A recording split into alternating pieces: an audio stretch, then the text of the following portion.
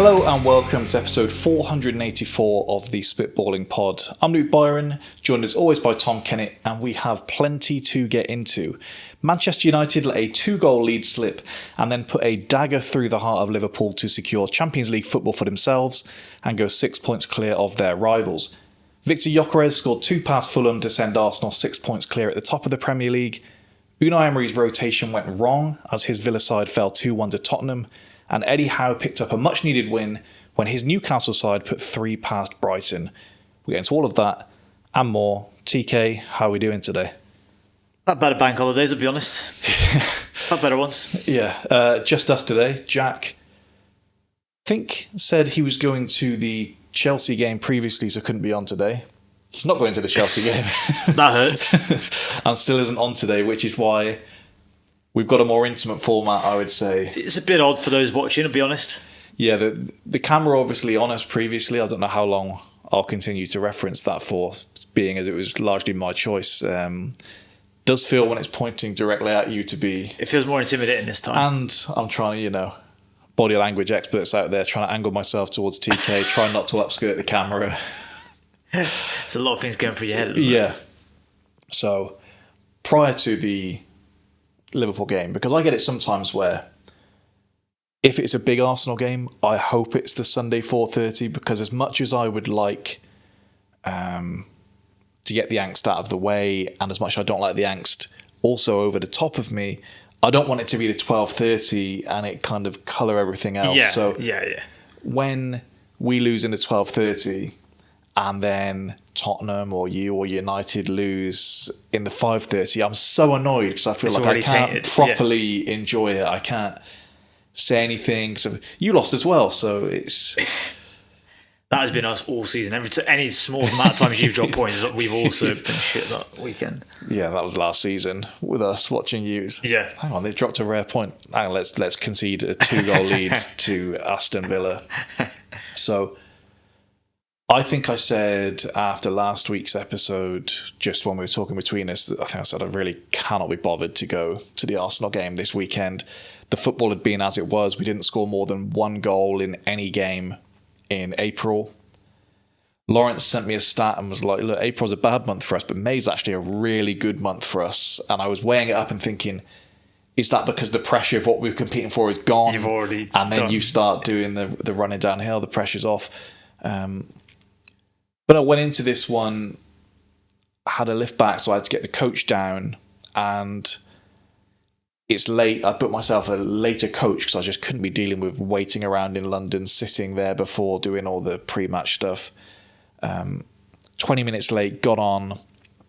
There's it's an empty coach at this point, and there's an old couple going on saying, we've reserved seats, but we don't know which seats we've reserved. And the driver's going, it should be on your ticket. And it's like, I can't see it on there. And she doesn't want the coach to leave until she sat in the specific seat that she should have reserved. And he was like, just look for 2 reserved together, sit in them. If there's an issue, we'll deal with it later on. I had the first coach driver with a weak bladder, or at least I'm assuming that's what it was, because when you're already running 25 minutes late, the driver pulling over on the hard shoulder, you think, oh no, we've got to break down, and it's just needed a wee. But for a piss? Yeah.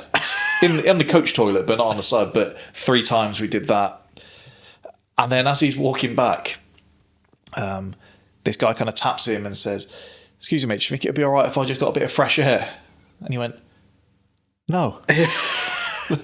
No, it wouldn't. A bit of fresh air. And the guy was like, oh, okay. I tried it.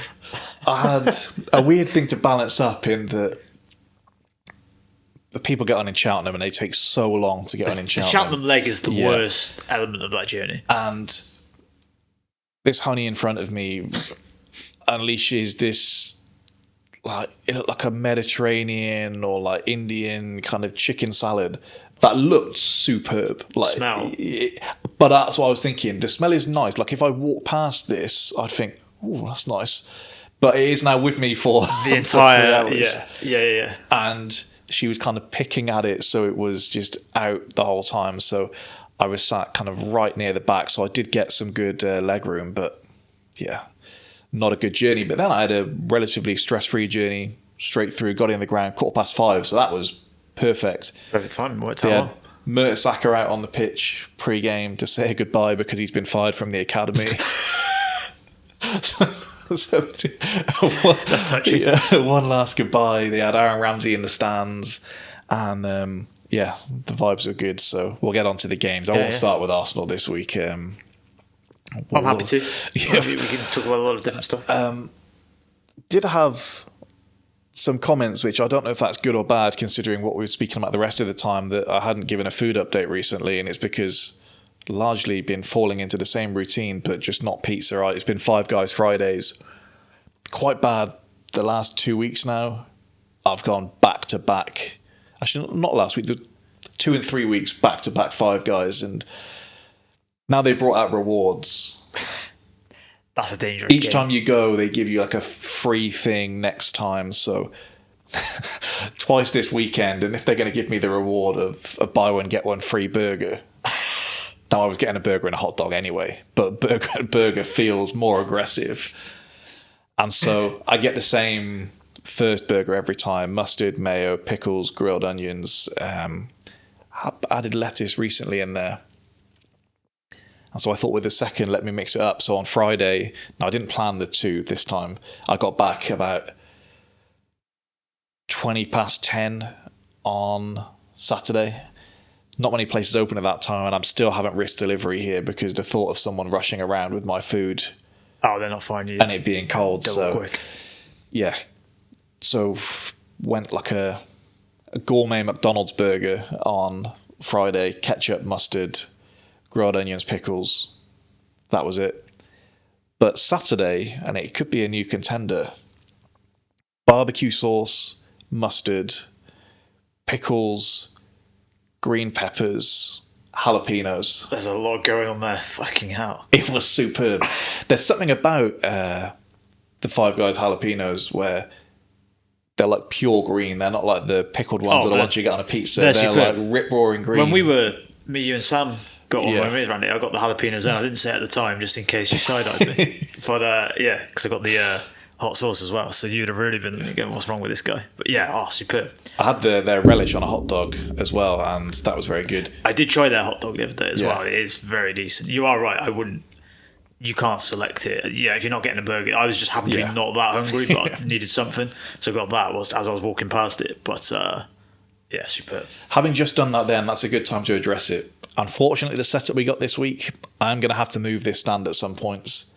Does seem to be a lot noisier than I thought it was. Going to go straight through people's headphones. I was giving Jack some side eyes last week because he just seemed to be, it's like he was playing with it at some point, like he was just slapping it from side to side.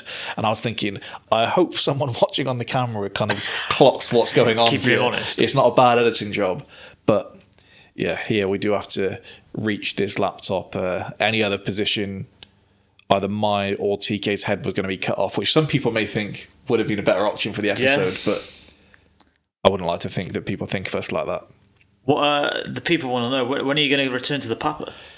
Are you going to return to the Papa? I'm going to have to. It's tricky because someone messaged me in the week saying, I'm going there, what should I get? And I thought, well, I've not been there in so long. I went on their website and I thought, it's like, I moved out. I went back 2 days later and the carpet was ripped up. And so here, it felt the same. They do sourdough pizzas now. They've got all these new sides. There's a lot more going on. So I will return because there is one pretty close. But I did always say to people when they would order it and then contact me rather than Papa John's customer service, I'd say I order a very specific thing. And also, I did say, I don't know if I just had a good branch rather than the Papa John's experience in general. So we'll see. Five Guys, I can't imagine sponsoring us anytime soon. I feel ambitious. Although, we can dream. If we stick on the food topic, I ordered some scales for myself that arrived yesterday because things have been getting a bit out of hand. So I thought, let me hold myself accountable. But I ordered them while eating a tub of ice cream in the week. And it was a tub of raspberry ripple ice cream. I saw it on offer in Tesco. It was the clotted cream ice cream. Okay. If you've seen that one, Yeah. which is good. Ordered that, and it just felt very nostalgic. That's what my brother used to have when we were younger. So I ran it back, and it was very good. And I thought, let me ask the question: how high up is it? I didn't expect it to be number one. Didn't expect it to be poo-pooed quite in the way that the rest of you did. And I thought, as I was adding some notes to this intro this morning to try and flesh things out, I don't remember getting your favourite ice cream flavour. And to specify, this was like if you're getting like a tub of it rather than... because my first question was, do ice lollies come into this? Whatever, because then you did say about the Solera, and that is a superb shout. Yeah.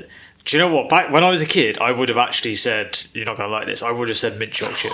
I actually loved that as a kid, but as I got older, went off it a bit. Yeah, I would just go for like a chocolatey number. It is pretty basic, I'm afraid, but like the Ben and Jerry's one, when everyone was fussing over cookie dough, I was like, look, no, it's not that. It's the chocolate brownie, whatever one it is. I think chocolate is good if you're having like a smaller serving. I think you get... Now, maybe you don't eat a whole tub of Ben and Jerry's in one go, but when you get halfway through one of them is when you're like, stuffing was sick. Oh, this is a lot. And you start looking at the side. Was 9 different chocolates in here really required? But look, if you were to go into like a ice cream place and just like pick something, I would often go for something a little fruity number. You know, I don't mind if they got a bit in there as well. I know you probably won't be into that. No, I don't mind little fruit chunks or like fruit swirls going through it. My issue is I don't want my ice cream to crunch. You got to think about crunch though. Well, like the strawberry Haagen-Dazs one is they put like shortbread in it as well, and it's like I don't want biscuits. You don't want that texture in the middle of my ice cream. I do, but I want it to be soft and fruity. All right. So Neapolitan, the equivalent of your favorite album being a greatest hits number. So a Now album. You can't have that. What did you actually? You just have vanilla, didn't you? Vanilla's my vanilla Haagen-Dazs is my favourite, but He's a vanilla man. I know I'm gonna feel ill the next day after having a whole tub of it. So yeah, I used to do it on my birthday. I have a disgusting takeaway, then the tub of ice cream, and just March 21st, no plans. Not even like a lactose intolerant number. I just know I'm going to feel awful the next day. That is driving lactose intolerance into anybody. Anybody's going to find sure. There's a level here. Yeah. I can't take more lactose now. Yeah. May 4th today, Star Wars Day. Maybe that's why Jack's not on. You wouldn't rule that out with him either. Has your feeling changed on those over the years? No. I respect what they are. If you're into that, I can see why you would love it. I think they're good. Don't say it like that. They're good films. I enjoyed. The problem is, as a result of this, though, I've got no like real ability to distinguish. So, for example, obviously, I can see why the original 3 are how they are.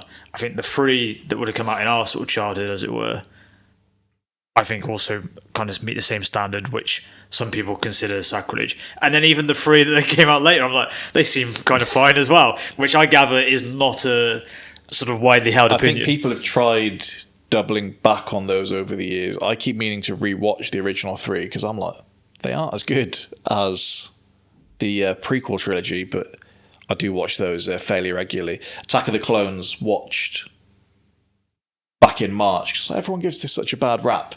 And for the first like hour and a half, I was like, I don't know why people get on this so much. And then there's like a 40-minute period where you're like, okay. And then the end is strong.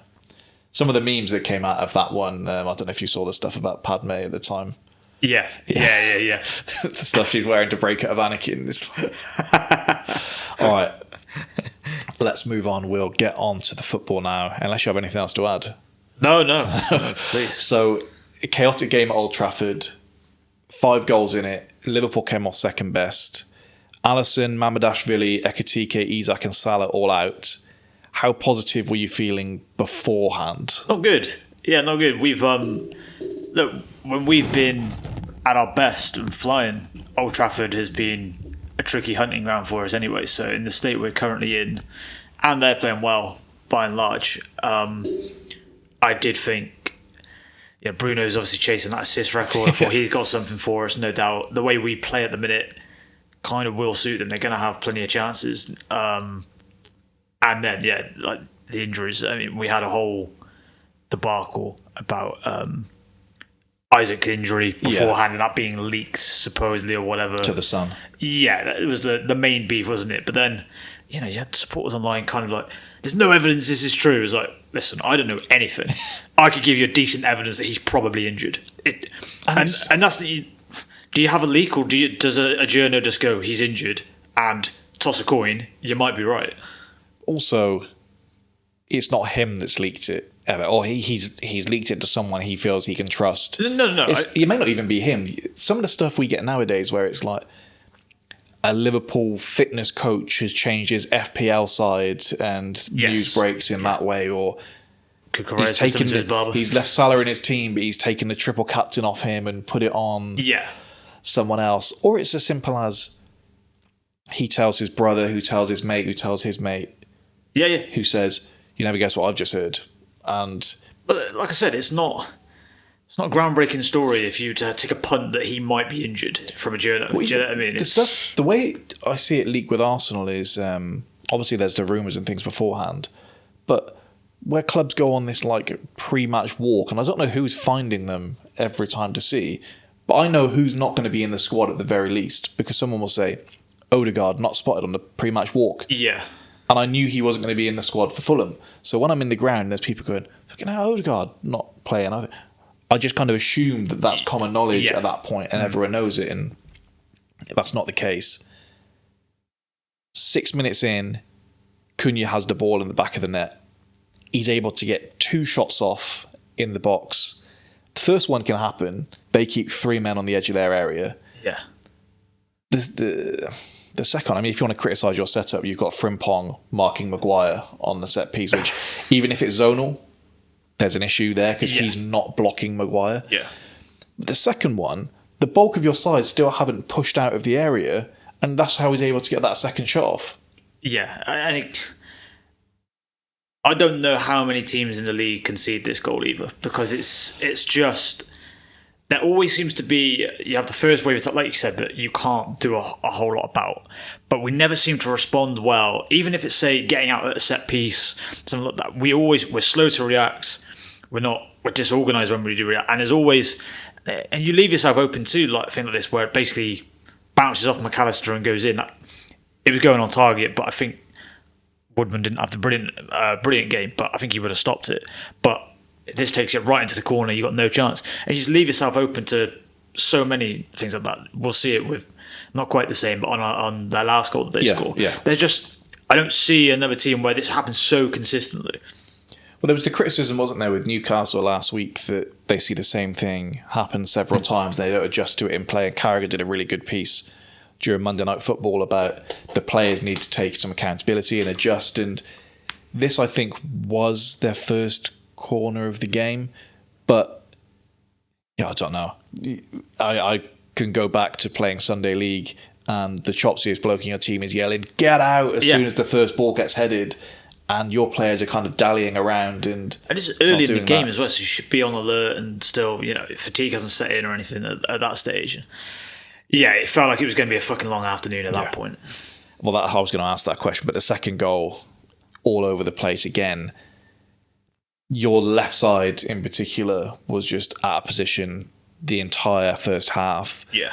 Van Dijk pushes onto the halfway line, seems to realise he's in no man's land and tries to hold his position, which I think is the wrong move. Konate pulls wide. Sesko's running off Curtis Jones.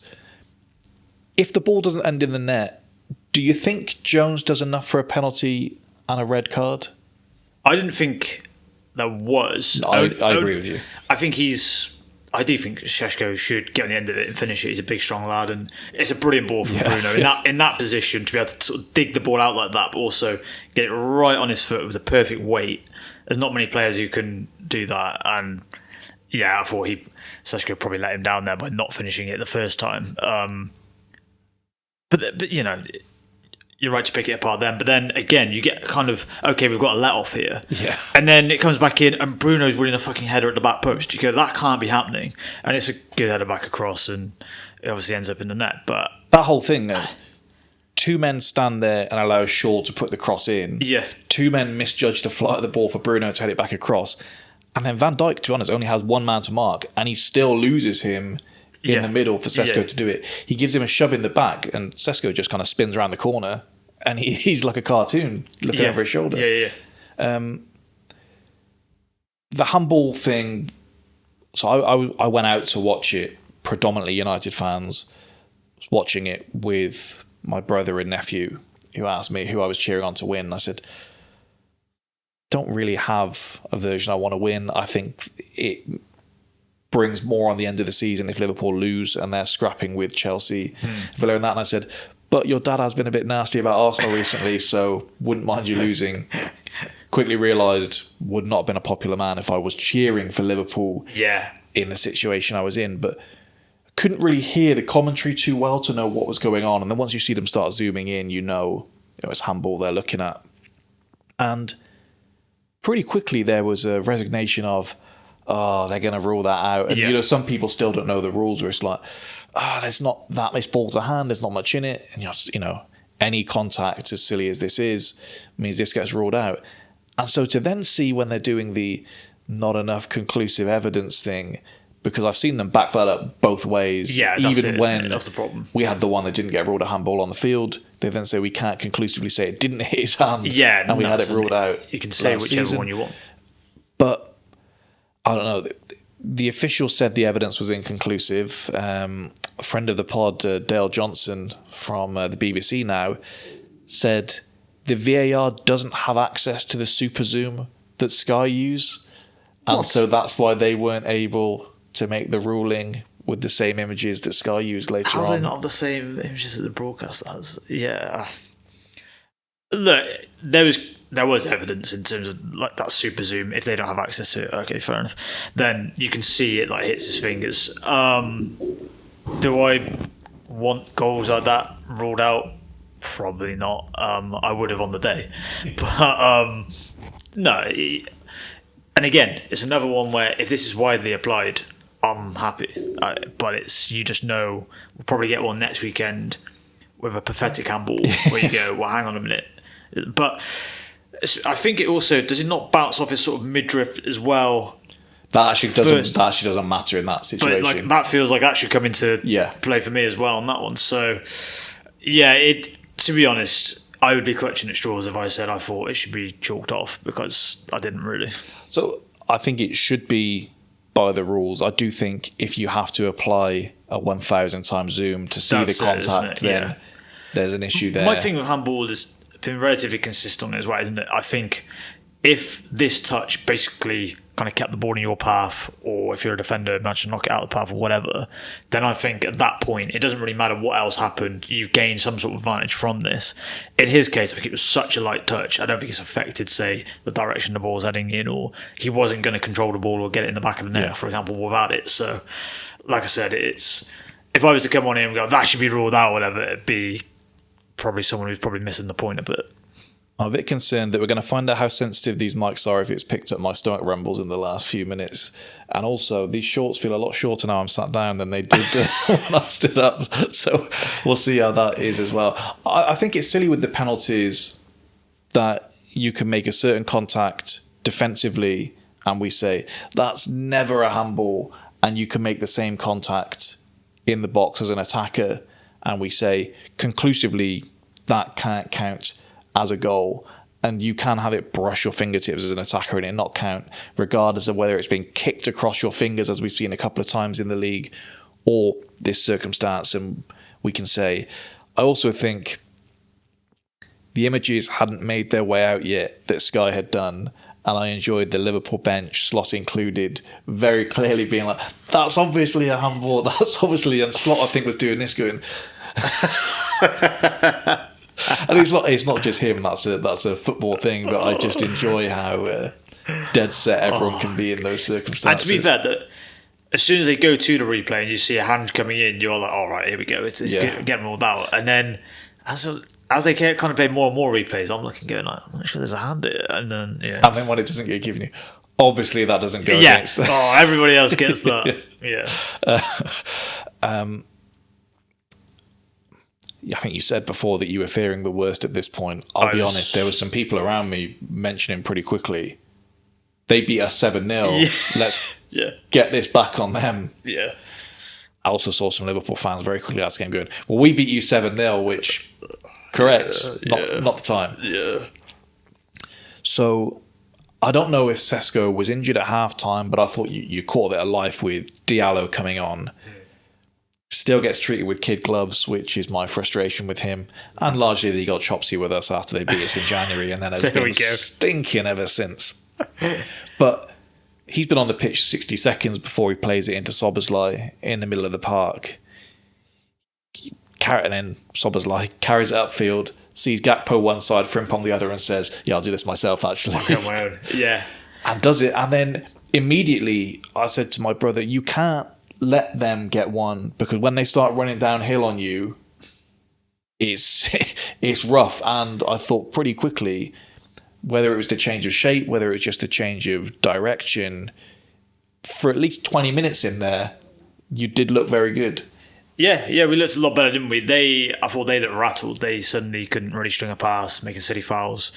And even Szoboszlai's goal is probably too easy, really, in terms of no one makes a challenge. No one's really near him, to be fair. It's a nice finish, obviously, on his part, not his usual sort of drilling it, a nice just place finish. I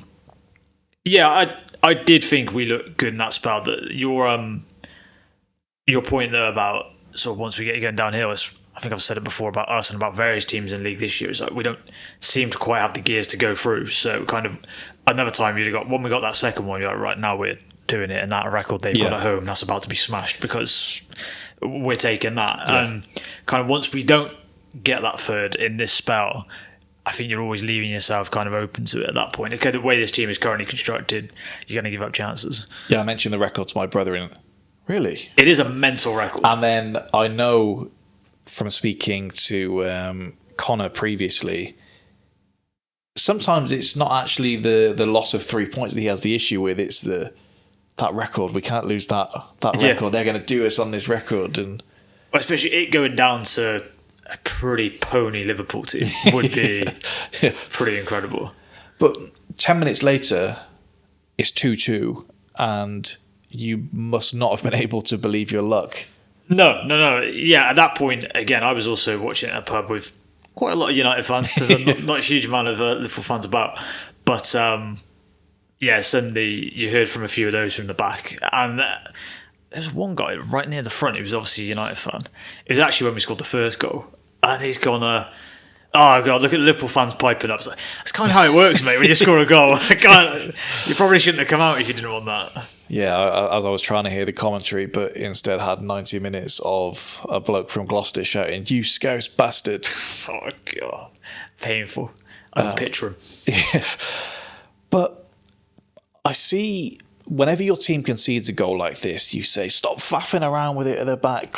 But I also know that particularly if you're playing a team like Liverpool that plays in the way they do, the worst thing you can do is build the momentum by just keep kicking it back to them. Kicking it back to them. So I think it's more about the execution of this. And it's hardly like we've been good high pressing a lot of the time, so they'll think they can play it around us. I remember Carragher really going in, and it was during like a really random, like I say, a Fulham Everton or something like that, when the team was doing that pass through the middle of the pitch from the goalkeeper, and he was saying, don't do it. Yes, it can be good, but the danger you put yourself in cannot be worth it, particularly if you aren't an elite team at doing that. So we've had our issues doing it this season. The times it has worked, you can see with Raya in particular, and say someone like Saliba, who can do that little chip round the corner, then you can be onto a flyer because the whole team's pressed up. Yeah. United with, I think, anyone in that back line, probably outside of Lisandro Martinez, doesn't have the capability to repeatedly play those kinds of passes or to play out of danger in the way that they do. No. I think I would put Maguire in the camp of Gabriel, I would say, where he's probably better than you think he is, but he's probably not as good as he thinks he is in doing that. And I don't know, the execution of it was bad. Liverpool were brave in the way they got it done. Once they nick the ball, the execution is actually really good with bang, bang. Yeah, one touch each. It's just a mistake from Lamens, isn't it, really? Yeah. Who's got a decent bit of credit in the bank with United at this point. I just think keeper misplaces the pass. But you look at that and then it's a pretty simple misplaced pass from Ahmad, and then a goalkeeper mistake. Yeah. And all that good work they did in the first half, because they were good, has just been undone by 2 mistakes. Did you see that stat beforehand? I wanted to double check before we come on here, really, if it was legit that Lamens prior to the game was like 10 saves away from setting the record for the most saves made in a league season. I did not see that. That can't be, surely. If it is true, that's not a good sign of your keeper in the way I saw it being celebrated. But it doesn't feel like that when you watch him. How many years have we watched like De Gea for them? Like, hang on, you're a freak. How many have you made? Also, I saw a pretty legit-looking PGMOL statement, which was not real. I saw Liverpool fans posting, so this may have been similar. Then we have this kind of lull after you get the second goal where it starts to tip back United's way. And as they were pressing forward, my brother said, actually, Mainoo's due a goal, which when you can pull something like that off, and it was literally 30 seconds later it goes in. Oh, wow. And he was kind of looking around for someone to have heard it, and they did. And they're like, I heard him say it. But you touched on it earlier, it's McAllister flapping at a clearance again. Yeah, just a nothing contact on it, which means his fingerprints are kind of all over this game, not in a good way.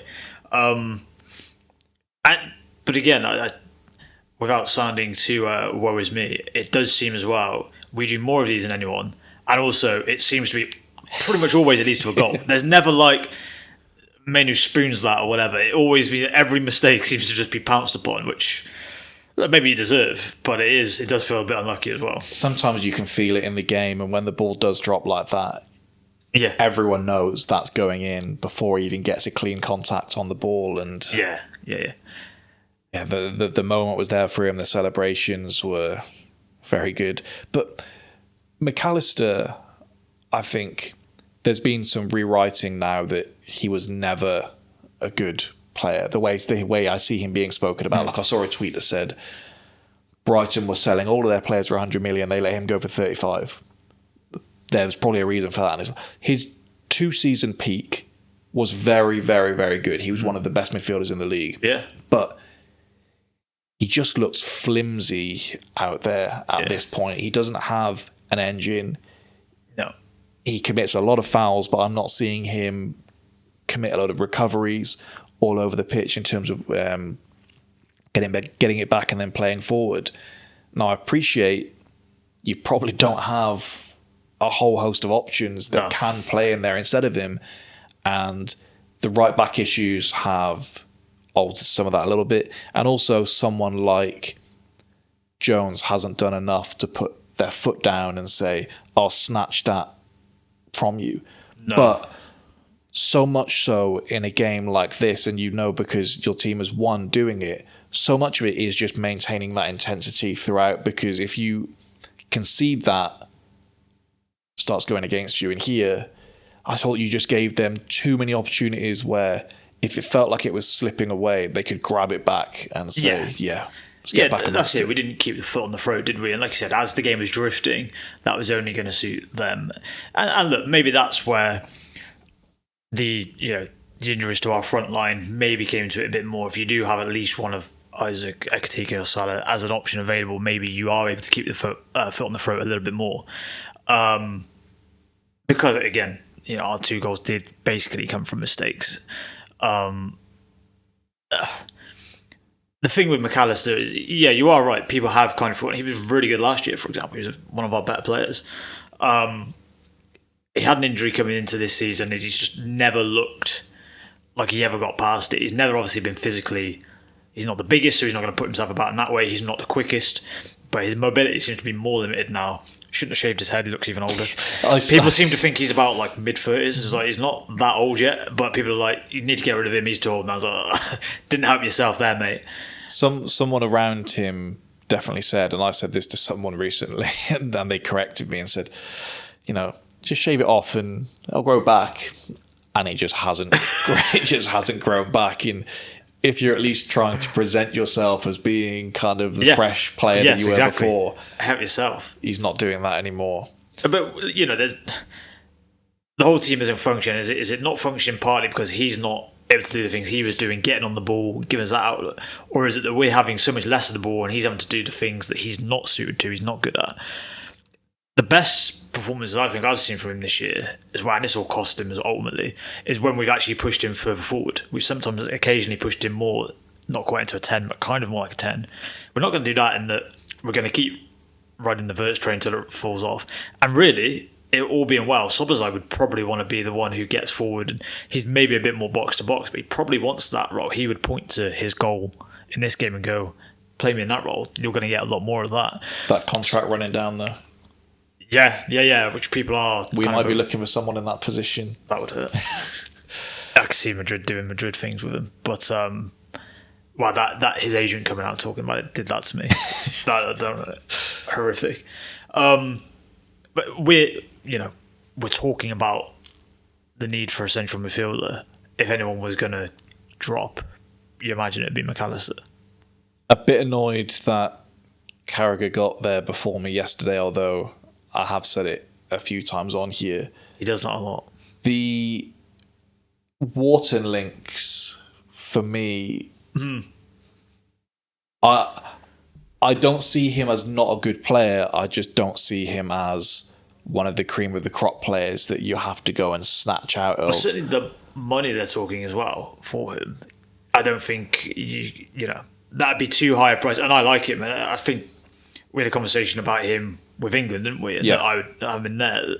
But we're not playing next to Declan Rice in our team. So it's I think quality on the ball I like, but we're looking for a midfielder who's going to get about, be athletic, mobile, get about the pitch. If there's one thing you probably criticise him is that if a game gets stretched, I think he's going to get kind of exposed more. And Carragher was kind of flirting with this take at the time, but didn't fully nail it down, is what type of midfielder you get is going to be interesting, but I think it also tells you how much trust or not they have in Slot at that point. Because if they get a technical midfielder that he may want, that tells you they're going, no, we're sticking with this guy and we want it. If they don't, if they go for the profile of midfielder that most of us probably think we want, but maybe there's a feeling that Slot doesn't, maybe he might change his mind on that, then I think that maybe indicates maybe they do not, maybe they're a bit wary that we might sack this guy in a couple of months into the season. A lot of the midfielders I see you being linked with are the ones that I feel is a profile that we need a bit more.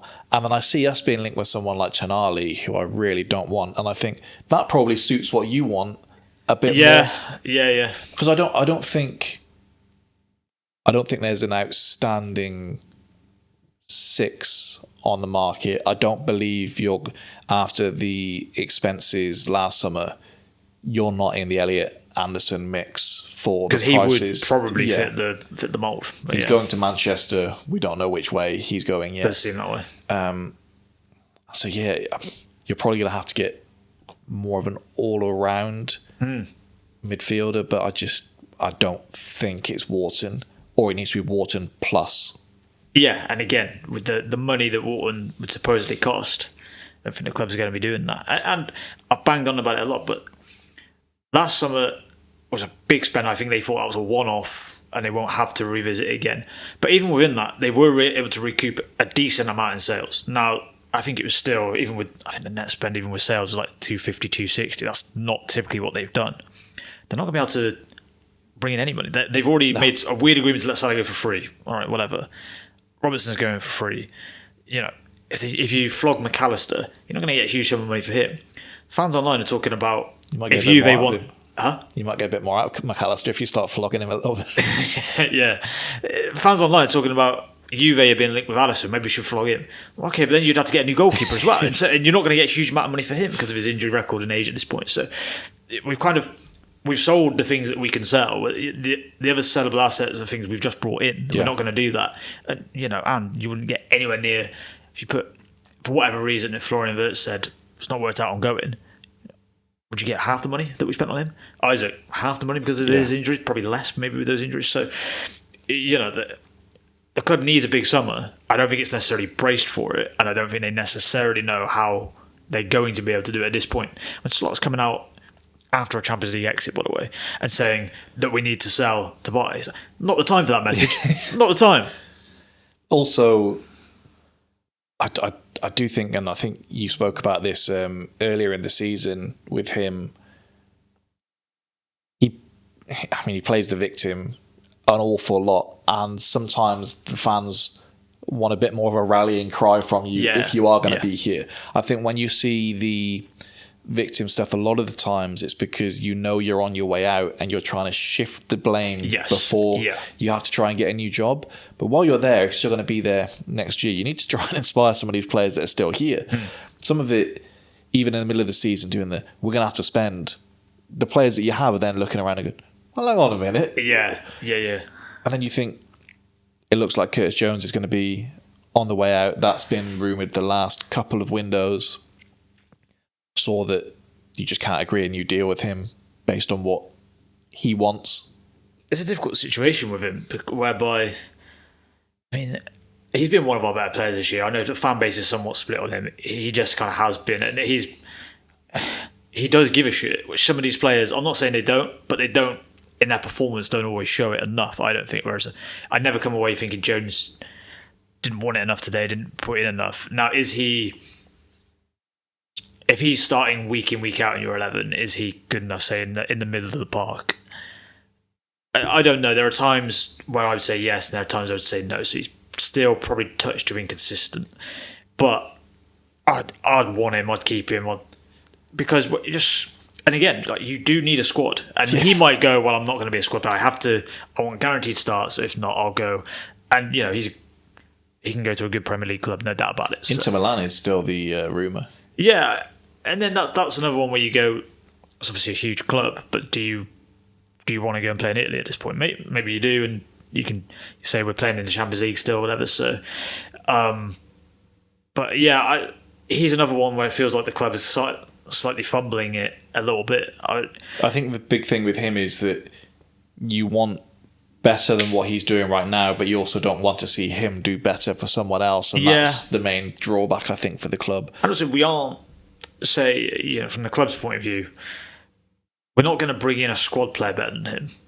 And if they do, they would cost a decent amount of money. But he's a local lad that comes into it, and he's got quality, and he's shown he'll play sort of any position for you and sort of do a job somewhat. So it would be disappointing to see him go, but it does feel like that's the direction it's heading in.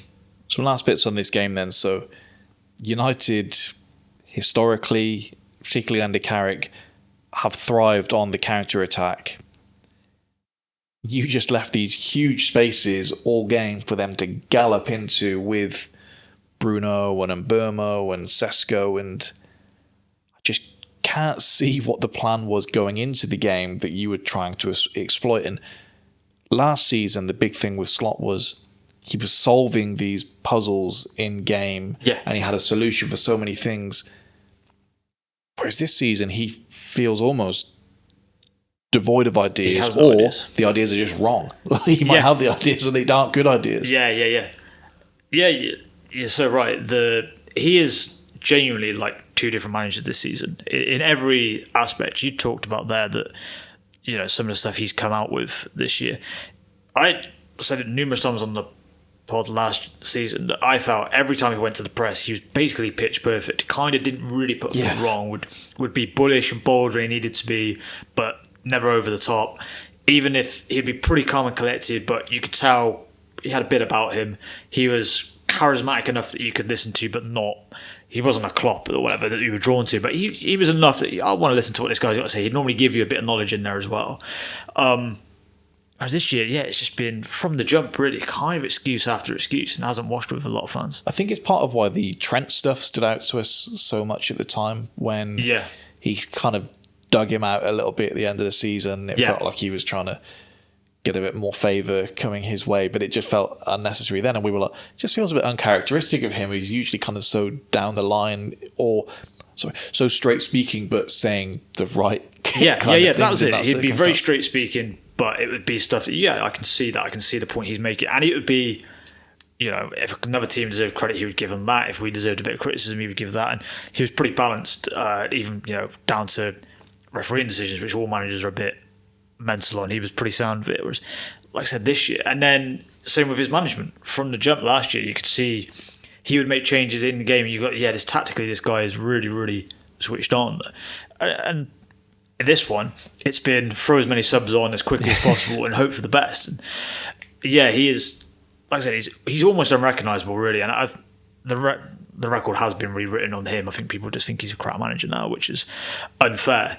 But he hasn't shown it with Klopp's team, and exactly. And that's kind of what he's going to have to deal with, I guess, because at this point there's no sense that he's going to change it. I don't think there's not much direction. So you come out the game yesterday and he says, I don't think it's a surprise to anyone this season that if there's a VAR intervention or if there's something that could be left or right, 50-50, then a decision goes against us. That's been the whole season, every single time the same. Yeah. Look, we've had some bad ones, no doubt about it, but I'm sure there'd be a queue of fans ready to point out some good ones that we've had as well. So I think it's the same. Like if I saw Arteta say this, I would say too right. This has happened, and then I see Slot say it, and I go, "Hang on a minute, everything goes your way, and you're." We got some stinkers in there, but that's my kind of feeling. Anytime a fan or a manager or a player comes out with stuff, the other thing is, I don't know if you listened to much of what Gary Neville said about the game. No, but I thought not. I thought he, in his own way, kind of exposed something that I think happens with a lot of pundits, with a lot of fans, and with managers and players and stuff when they come out, is you just see all of your games and a spattering of other teams here and there. And so of course it seems disproportionate, the Byron you get, because you're seeing all of those, and certainly you're focusing on them and remembering them all a lot more, of course. But so to Slot, he probably does, because he probably isn't watching all his other stuff. And I bring up Gary Neville because he brought up our style of play, and he's saying, I haven't really seen what Liverpool's fans' problem is, in terms of style and not getting. He said, but you know what? For the first time today, it's like, that's because you're watching us play your team. It's because you're not really watching us that closely, which is a bit of a worry because you've commentated on quite a lot of them. But it's clear he does that a lot when a team plays United. Like, I've not really seen it until now. It's like, it's because maybe you just haven't been paying attention. Sorry, the other thing I meant to say, the demonstration of Slot's, not evolution, I guess devolution, is this game. Early on last year, we obviously went to Old Trafford and smashed them.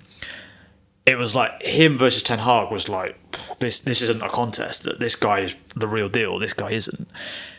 In this game, there was none of those tactical plans or whatever. Now, United are obviously in a better state than they were at that point as well, but there was none of the sort of tactical innovations he made in that game at all. No, Bruno, I believe, was it after the third goal, the decision with him, or was it before the third goal? His challenge that I gathered. Is it before or after? Yeah, that's a good point. I don't know if I'm alone in this. The more I watch it, the more of a yellow card challenge it appears to me. Yeah. I gather the commentary were the other way, in that Neville thought it was a definite red.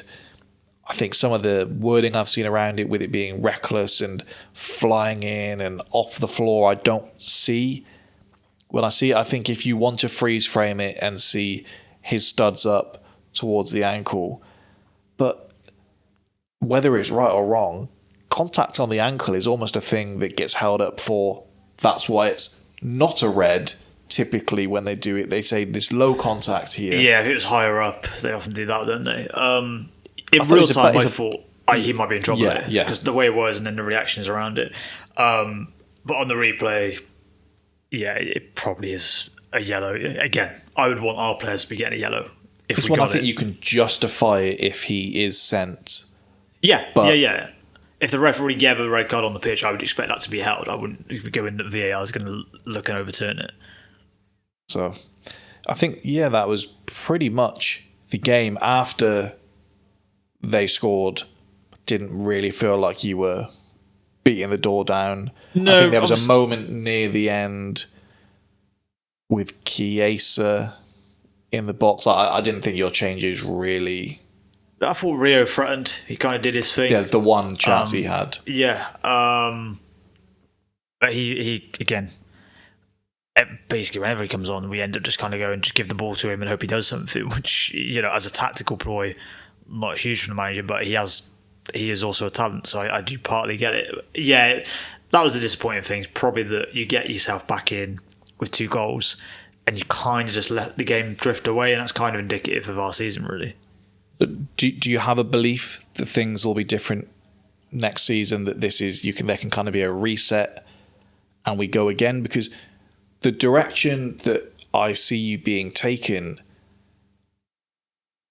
doesn't feel very Liverpool to me in the way that you're choosing to play. Now, when you bring a manager in, you know what you're bringing in, I would assume. But I don't know, in the same way we've been hearing the DNA stuff the whole time about the United manager, just certain things with the speed of your attack and being on the front foot, just feels like it's trending in a direction that I guess your business will tell us. That's it, isn't it? What we do in the market, and how much of this is by design by the manager or just that we're underperforming, I guess is also the question. I don't, even if he's, and we do a weird thing, Carragher does it all the time on Sky, where we basically just brand all Dutch managers the same. I don't think any other group you're allowed to do that, but Dutch managers are going to want to play this game. Now, in fairness, most of them do also live up to that stereotype, and he maybe is part of it, Slot.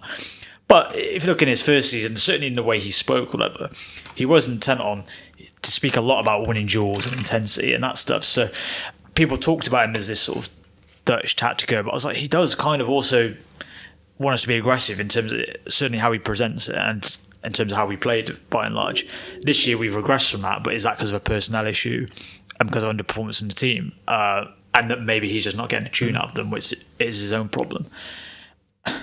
I don't feel too optimistic for the near future, only for the reasons I outlined, that we still need... You look at... I know we had injuries. The bench for this game, but the bench in games where we had less injuries, hideous. We've got players basically every week playing out of position. Right back is a conveyor belt of people playing out of position going there. We need to replace one of the best goal scorers, not only we've seen, but the league's seen. Even if you get a quality player... There's no guarantee he would hit the numbers at the Salah. Say back before he'd gone to Bayern, and I couldn't have been much higher on him. But if we'd bought Elise, he wouldn't hit the numbers that Salah did straight away. Now maybe he would over time. Who knows? Probably not though. And so just a numerical thing, you've got to replace that. You've got a bit of a void of leadership now as well. With Salah going and Robertson going, we used to have a team kind of full of leaders. People in most cases literally captain of their country, in a lot of cases. We kind of don't really have that now. You look at the characters in this team and go, who's kind of stepping up here? It's kind of Verge, not a huge amount left once these guys go. Alisson would be, if we got rid of him as well, similar sort of thing.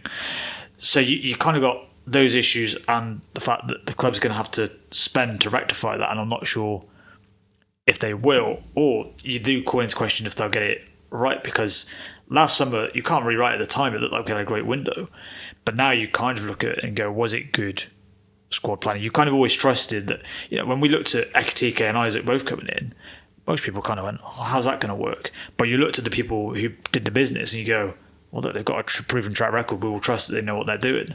That's kind of being brought into question, I think, for the first time. And those questions and the problems that have dogged the signs that have been brought in, they're not going to go away. Is Isaac suddenly going to be injury free? Now, a good pre-season behind him is we will then know, but that doesn't look optimistic. The problems that have dogged Florian Wirtz, maybe he can adjust to the league, but there's also a decent chance he can't. Is Kirk always going to be a bit mental? Probably.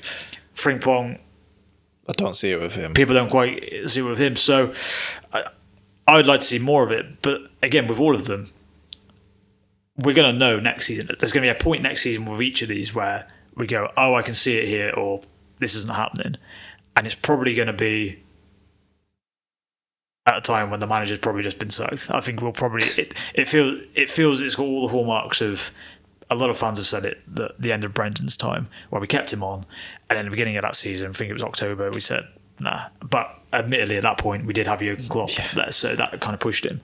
But it feels like we're going to do that the same with Slot. They're going to stick with him, and then a couple of months. And at that point, you've kind of written off the following season as well. It's a tricky one with... Sorry to any Liverpool fan who's maybe listening, hoping for some optimism. Tricky one with Isak, because I do feel that when he's injured, you kind of just have to hold that one. It's kind of like Calafiori with us. You knew what you were buying when you brought him in. This guy is going to miss games. It's £125 million worth of player. But particularly off the back of a leg break, you should be more expecting him to pick up a kind of niggly injury. Now, I have it with so many of our players, the frustration with them being injured, where it's kind of like, again... Give it. If you saw the conversations that say me and Lawrence have about Odegaard this season, where it's like you came out for one game and you're injured again, come on, man up, get a bit about you. And obviously these players want to be playing in themselves. Ekatiki's out till January, February next year. Yeah, we're going to have to get a striker in probably to then, because Isaac isn't going to play week in, week out. That's clear. So I saw Neville talking after the fact like it was incredibly simple. He said, when you look at it, really, all of us picked Liverpool to win the league, but we're expecting Kirkes to come in and be as good as Robertson had been previously. We're expecting Salah and Ekatike and Isak to have 60 goals between them. Salah to have the same season he was last season, and Wirtz to hit the ground running. Like, it was never going to happen. Yeah. Okay, well, when you put it like that, then I guess not, but I don't know. I think... You're out the Champions League. You've got 3 league games left now. Slot needs to be trying something, even if it's just to figure out what direction you need to go in the summer, who I can rely on, who I can't. If there's a role for Curtis Jones that you think that could work, but I've not had the opportunity to try it, try it. If you think I can do something different with the fullbacks, try it. Something needs to be done, and 100%. I think the most damning thing is often when you ask what other fan bases hope you do, and I don't think there's a single fan out there at the moment that would be happy if you got rid of Slot. Yeah, that's it. Yeah, if you look on any comments and anything online, it would be, oh no, I think they need to keep him, and then you'll look and be United fan or whatever, having a fun, which I remember doing it with numerous managers for them, sort of saying, no, please do keep him. Every time he's like, no, I believe in Amorim, Ole, whatever, like, please do keep him. I made myself laugh yesterday tweeting with his VAR comments saying, ban him for this. Actually done. Let's move on to the Arsenal games. So, as I said, the football hadn't been good. I thought there were some signs during the Atleti game in midweek, and that's a huge game that we've got tomorrow. But I got off the coach, ready to kind of scramble around. I'd seen some rumours popping up, and I had a message from Troy that basically said Lewis Skelly's in midfield, Calafiori was in, Rice in the 6, and his sentiment was very quickly, I'm going to be really pissed off if Lewis Skelly has a good game, because why the hell haven't we seen this earlier, if that's the case? And we'll get to him in particular.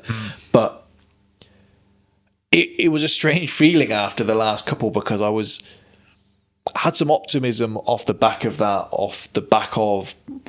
would say the first half, maybe the last 10 minutes of midweek, and just seeing something a bit different and how we could go with it. And I thought we played with intention in midweek, which I didn't feel like we did after the first 10 minutes against Newcastle. And I thought that was a theme that carried through this game. 10 minutes in and we're ahead. Yeah, I think it's mental again, and I'll keep saying this every week, that this goes down as a set-piece goal. Yeah. Because the pass originates from a free kick, and it's like, It's a pass that goes to three different people. Saka, skins Jimenez, one of the nastiest moves I've seen in some time. Puts him, ankle breaker, puts him on his ass, rolls it across the box, and Gyökeres taps it in. And they're saying, bloody Arsenal set piece goal again. Yeah. For people that haven't seen the game. No. This was Saka's first start since mid-March, and it was as free as I've seen him play in some time. Looked sharp. It was as good as I've seen him play in some time. And yeah, very, very pleased with him. And I think coming out of this game, the feeling for the final three plus this Atletico game, and it could change very quickly on Tuesday, is one of positivity and optimism that I don't think there's really been since probably beating Brighton and then City dropping points in the same night. Yeah. That's probably the last time I think collectively there was a let's puff our shoulders out a bit, get amongst it, we're a good side. But maybe I get this out of the way first. Fulham were bad. Yeah. Fulham were very, very bad. When they're bad. Keenan a couple of weeks back, we went out and we were going through the run-in and he was like, you're pissed at Fulham game. We played them the other week and they made us look red hot. And I said, there's a bit of something in there in that it can go either way. They've got the Arsenal players, like Leno has had good games against us before. Jimenez, respectfully so, fractured his skull against us and is out for blood every single time. The way he presses against us is demonic. But yeah, they didn't show up. I gather they had a virus in their camp. Okay. And that's why some of the players were missing and they had some injuries. I learnt on the way up that Iwobi was going to be out.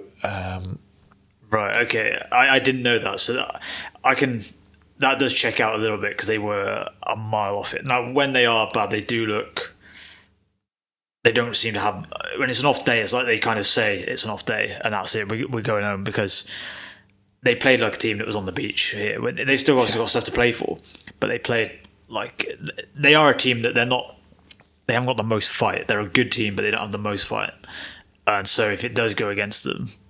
And I felt that probably bled into Arteta's team selection and approach at the beginning of this one, is that if he does feel a team can be got at, I do think he does go a little bit more adventurous maybe than sometimes it appears. It's kind of, if he thinks a team is even vaguely competitive, he maybe then goes more conservative than I would as well. It's probably the criticism I would have. I think he set up expecting them to press us. I think that's where you bring in someone like Lewis Skelly. I think it was one where maybe fancy getting a few goals. I think he went the way round I said last week. Start the guys that you think are best. Yes. Seal the game, get them off. And I was listening to a podcast up on the coach and they said, you know, if I could pick one game, given the scheduling, that we could have a 3-0 lead at halftime, get the big boys off, this would be it. And absolutely, obviously it plays out like that. But I think he looked at Fulham and go, they're not going to... It's not going to be a battle in there, so I can put Lewis Kelly in here and that they might press it, but he shouldn't be physically outmatched by and large by this team. This was Saka's first start since mid-March. Gyökeres' pass into him is actually very nice with the hold-up play. We'll talk about him. And that's got to be something maybe where he knows Leno's tendencies, like drilling that near post. Everyone else in the ground is expecting him to bend it into the opposite corner. Yeah. I don't know if Leno left a gap that he spotted or if it's just he's played against him in training and that's something that he knows he can do. Yeah, it's a good point because we've seen Saka do that against other keepers, so it's not like he doesn't have that, give him the eyes and go to the near post. But yeah, if he does know him, it's a good point. He probably does know that as well. But also, it's a pinpoint finish, isn't it? Yeah. If he was playing like that, if he was fit and then playing like that earlier in the season, your attack probably would look quite different as well. Is the thing, isn't it? It's just a big part of it is that he, I think for large parts of the season, has looked a bit sort of lethargic or whatever, and I don't know if that's a fitness issue, some coaching issue with the team, probably a bit of both. That's been some of my... Occasionally, in fairness to them, Arsenal fans haven't done too much this year, but occasionally there's been some injury chat. But the problem is, by and large, there has been a situation where, but if you brought this guy in, would it change how you're playing? Probably not. Same with us with the game just gone, the injuries, obviously, it would be helpful to have the attacking players available. But do I think it would have changed the overall picture in terms of how this team functions and plays? There's not much evidence of that. It seems that we're kind of sleepwalking through some of these games, and you've been doing that with some of them. Now, admittedly, I think Madueke's form is slowly eroded over the season, and then Saka reminds you of what he can do.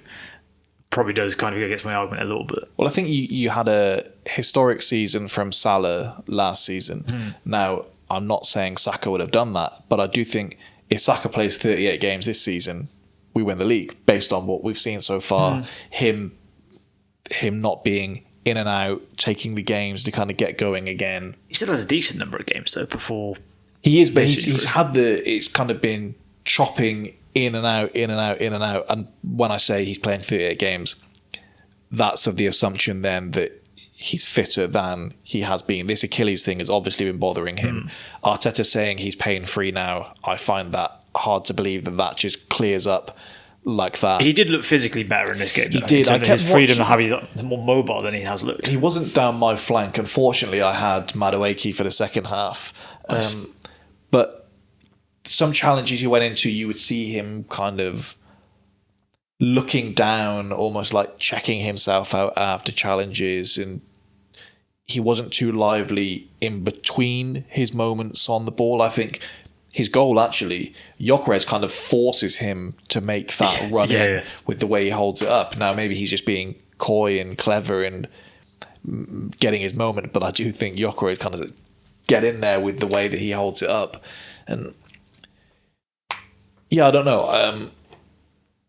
The difference in quality is obviously huge, and I think when you look, and some of it, as you say, self-inflicted, but you look at the City game or you look at this and say, our most important attacking players, if you were to rank them, I think ahead of Gyökeres and Trossard and Martinelli, you would have Saka and Eze and Havertz and Odegaard, and just too many of them haven't been in the team. I think they said the last time that Saka, Havertz and Odegaard started together was December 2024. So it's just been non-stop with them. But the atmosphere in this game was very good, far better than I expected it to be. The crowd, I think, for all of the talk of the nervy crowd or the crowd getting onto players when they're doing things, if you start in the right way and you play passes forward, it's an easy way to get the crowd on board and get going early, because I have no doubts the crowd would have done the exact same thing in the Newcastle game as they did Saturday if they played in the right way. In fact, it would have been better. They would have been 22 degrees, out all day in London, drinking prior to a 5:30. That crowd will have wanted to be fired up last week, and then they were served up a very slow, turgid game. Let's hold this 1-0. Here, it's very, very, very good. And I think some of that is Lewis Skelly set the tone so well, passing forward, smashed into 2 challenges early on, and the crowd warmed to that. He did the old school English midfielder, let them know you're there, bang, see you later. And there was, I think was it Eze or someone a shove in the midfield, and they had it. Garnacho had this with Casemiro when he went past Dallo the other week. You then look up and you've got someone right in your face, smash. You don't see them coming off the ball, and we get moving. And he was so good. Before I maybe say what I think, I wondered, what did you think of Lewis Skelly's performance? Yeah, I was impressed. I think we touched on it previously, that you're looking for solutions to Zubimendi's forms. Who do you put next to Rice? You said about Lewis Skelly, and I agreed. I said I would like to see it. I think it's a nice foil for Declan Rice in there, and I would have liked to have seen probably more of Lewis Skelly used this year anyway. I know, and I thought any reasoning for not having him in is largely mitigated in that central midfield role, that he wouldn't be exposed in some of the ways that Arteta maybe worries at left back. So yeah, I did see a lot of the fallout from Arsenal fans around him doing that, where it's, I'll be honest, the team's totally split. Of some fans going, he shouldn't be starting here, he's not good enough, or he's too much of a risk, or whatever. And other fans going, finally, why hasn't he done it sooner? So either way, it seems people are a bit like two ends of the spectrum here. But Fulham were very useful for him for looking good, but also I do think if you had to say something's changed about this Arsenal team in terms of its approach from last week to this week, him coming in there is probably the single biggest thing outside of obviously Saka playing well, coming back and playing well. But I think just in terms of your general play, having more intent, I think having someone like him who can get on the ball in there is probably the biggest thing. I've lost count of how many times we have a pass forward and Odegaard turns and passes it backwards. And between Lewis Skelly and Eze, they look up and forward every single time. Literally every time. If there's space ahead of him, he's going to play the ball into it. And it's up to Jokovic, whoever's up there, to run into it. Because every time he's looking. And maybe somewhere in between, because I thought in this performance, my main frustration is whether this worked or didn't work, we could have found this out much sooner. And I feel the same with Norgard. I don't believe that he's a bad guy in training. I don't believe he doesn't train well. Now, if I had to pinpoint a game and say that's where he should have played, I would probably struggle. And there was games when... You're talking about Lewis Skelly at this point? Well, either of them, if you were to get them on and try and relieve Rice or Zubimendi, there was games when we would look... The Brighton one was a key example. We went 2 goals up. Me and my uncle said to each other, right, get Rice off now. I can't think who we had next. And then they scored one and it was like... Can't get him off now. Shit, don't take Rice off now, leave him on. Yeah. But there were more opportunities to have tried it for sure.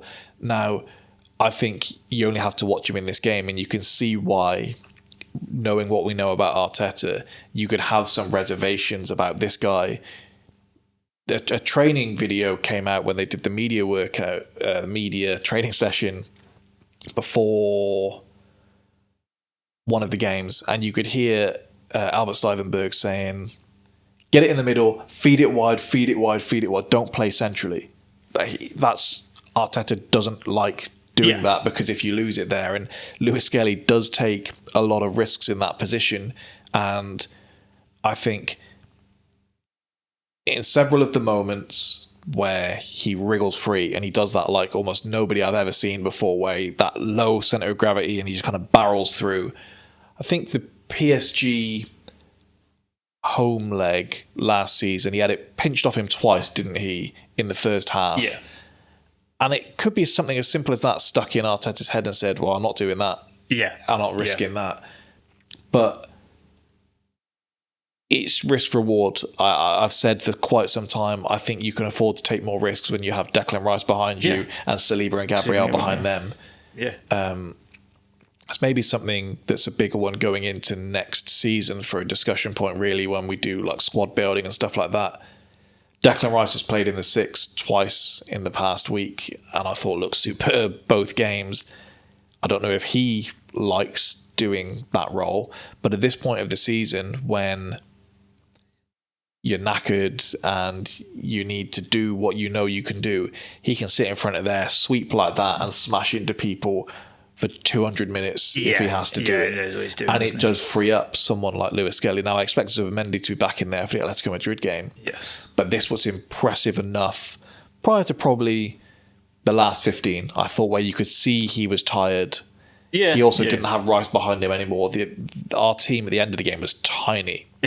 When you looked at Dauman and Zubimendi and Lewis Skelly and midfield and Trossard. Isn't it, with a Champions League game in the week? Yeah. Ideal situation to be able to 3-0 get them off. Yeah, he dropped deeper than Rice in possession to help us with the build-up. It worked really well. They complemented each other really well. And then Gyökeres gave probably his best performance in an Arsenal shirt. Definitely. I thought we played to him better. We played balls down the channels each time rather than stick that on his chest and say, control that, bring it down, which he's not shown that he's able to do.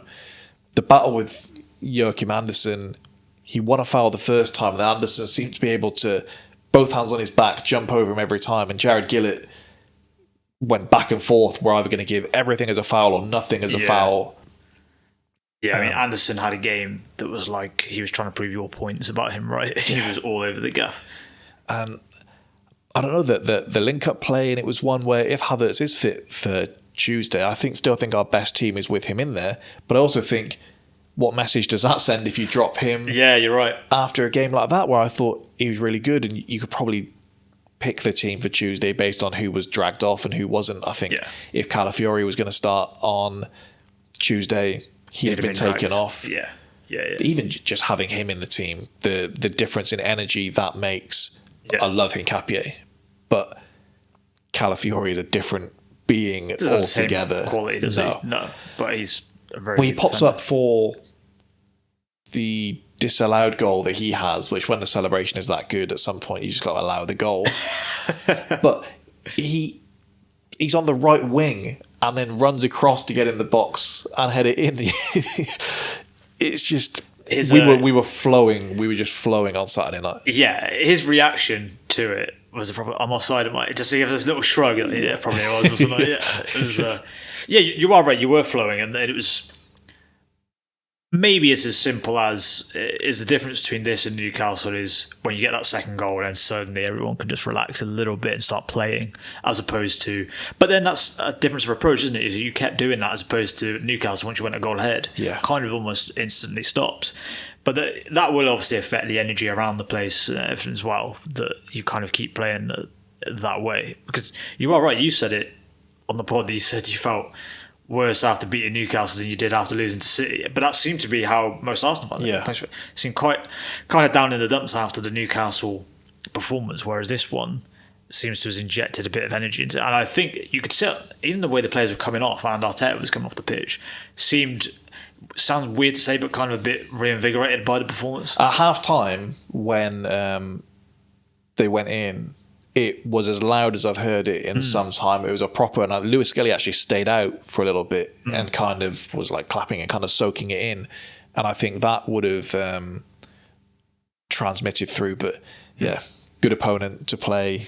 I do. And maybe it says something about me. I was still nervous right till the end because when the goal difference had been made to be such a thing and they were running through, I thought, let's not surrender this and win it 3-2 because we've got no one on the pitch by the end of the game. Yeah. But the changes being made, I think, if you're looking to be able to say, we'd have been different this season with SAKA in there. You watch Madueke, I gather some don't think he was as bad as I thought he was. My God, I thought he was so bad. And I don't know if I just reached a point with him where you need to get me back now rather than me feel that I'll kind of overlook some things. And some of it is just effort.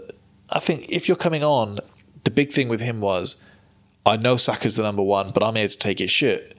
And then you come on, you have an opportunity, and you're jogging around, you're not sprinting into position. This is a lot more of what probably Arsenal fans who didn't like the signing in summer thought they were getting. And a lot more of what you saw at Chelsea. At the beginning of the season, you didn't really get his... To be fair to him, when he played, certainly when he came on and when he started, he had an intensity to his game and was taking men on and wasn't just running the ball straight out of the pitch. He was, his delivery was a little bit better. And so you could see signs of what he was doing, but that has slowly sort of degraded I think as the season's gone on. I think he is carrying something. Remember, he went off in that England game, had strapping on his knee, and it was like, well, his season's done. And then he was on the bench for the Southampton game. But I don't know. At this point, you're getting minutes over Dowman purely because you're twice the size of him. There's no other reason. And the club spend money on you, probably. There's no other reason for him to be in there because Dowman holds onto the ball too long, doesn't have the same fizz in his passing or his shots. But I'll say it again, his intention every time he gets on the ball is to push you up the field, to find a man or to get a shot off. That one run he had where he's like flicking it around to get a shot off on the outside of the area was like, this kid's a freak. Yeah. And if you're Madueke, you have to look that SAKA, I keep saying that, SAKA isn't just my issue now, he is also, and we've got to go from there. The last thing I think, actually, so Gyökeres, we mentioned him. First one, maybe it's kid gloves with him. I thought the keeper gets a touch, so he adjusts his feet well, gets it in. If he missed that, I'd be battering him, so fair enough. Second one, nice play from him down the channel, stronger, getting his body in the way. The third one, I don't think it's a very good cross from Trossard, and I think he does very well with it. Yeah. But I don't know if it's a case of he did something in the game and I saw different and I couldn't shake it, because I came out the game thinking in the first half in particular, there was 2 players that were an issue for us. One of them was Ben White, who it's his 3rd time playing in a week. You know he can't do that. And I thought he was just sloppy on the ball, basically. Is Timber actually going to be back? They're being very, very, very coy on him. I don't like the sound of it, to be honest. They say it's a groin one and they constantly just hope for that he's going to be back, and he just isn't. And the other one was Trossard. I didn't think Trossard had played well. And then I came out of the game and I said it to the guy that was giving me a lift home, and he was like, "You're mad. Trossard, I'm not having that. Honestly, I'm not having that." And I went online and I saw, we've got Trossard back. He needs to find his shooting boots again, but he's running at players and he's putting it in. And I thought he was sloppy on the ball. He was doing that pirouette in midfield like he's Danny Ceballos. I saw it differently. I thought he was better than he has been, but the whole team looked freer in terms of his performance. So I thought that probably sort of played into it. Is he back, quote unquote? I don't know. I'm not so sure on that, but I thought he was probably better. But it was a low bar because he has looked stinking for some of these games. The Gyökeres one was the takeaway from it, wasn't it? I think if you can keep him in this sort of mindset, kind of where he's going to be confident off the back of this, that's going to have elevated him. He's going to have had doubts, no doubt about it. And so if you can kind of ride that out for the rest of the season, that's very useful. I think his limitations and stuff are there, but this game just showed, not even necessarily the goals, the bit for the SAKA goal is probably the thing that people have probably questioned with him. Would he make that run? Would he get the touch right? Would he get the pass right? Probably one of those things would fuck up. And so the fact that he was able to do it, and it looked like clockwork. It looked like as smooth as you like. Nothing has looked smooth with him Friday. Even the games where I remember watching, putting myself through one of your games earlier in Europe in the season, and he had a game where I was like, that's probably the best he's played. I was like, he probably is, but it's not. You're looking for reasons to be positive. He needs people close to him, working off him, and that's kind of the issue with Odegaard. Is I'm of the opinion at this point that if Odegaard is going to be here next season, he can't be a starter next season. I think that's a problem. I think that we've seen so much of Eze to say this guy should not be on the left wing, bombing up and down, sticking to the touchline. He needs to be in the middle of the park, going through him. Creative. The way he looked against Atletico in the week when he came on, I thought, Christ, I knew we had a good player. He looks so good. And you just can't go back to shifting him away. And there was an interesting conversation that Gerrard and Keown were having after the game. And Keown was doing what I think is the defence. If I was making the case for Odegaard, I would say he leads the press. He does that really well. He organises everyone. And Gerrard said, which, to be honest, this is why he's in the position he's in and I'm in the position I'm in. He said he does lead the press, but how many turnovers does he have? How often does he win it back? And I thought, as silly as it is to say, I'd never thought of that with him. Yeah. Because I see him doing it and I see, yes, maybe we turn it over with someone else. I'd never considered, but he's not sliding in, he's not sticking his body in and that. Yeah. And Keown was a bit like, fair point. I still think and I do think with this squad at the moment, the best version of us is probably with him in there in these games, taking some pressure off. But does it need to be him and Zubimendi at that point? Does it need to be whatever? Yeah. Do you go on the wing and you do that and you dictate people from there? I don't know. But yeah, I think the next couple of games, no matter how it goes, I don't think should dictate too much. I think we've got a body of work across the season to say, Gyökeres, 21 goals, cheers. But yes, I don't want you leading the line next season. It was funny. I did see somebody going, talking about his runs into the channels or whatever, and he said, "See, they've been playing him wrong this whole time." I was like, "Whoa, big guy." Yeah, they've given him ample opportunity to show what he can do. Tricked me a few times this season, even when you could go back to like the games in November, where I'm saying. But the thing is, he's occupying 2 people and Saka's doing that. And it's like, that might be the case, but I didn't spend 55 million quid on you to be occupying space. No.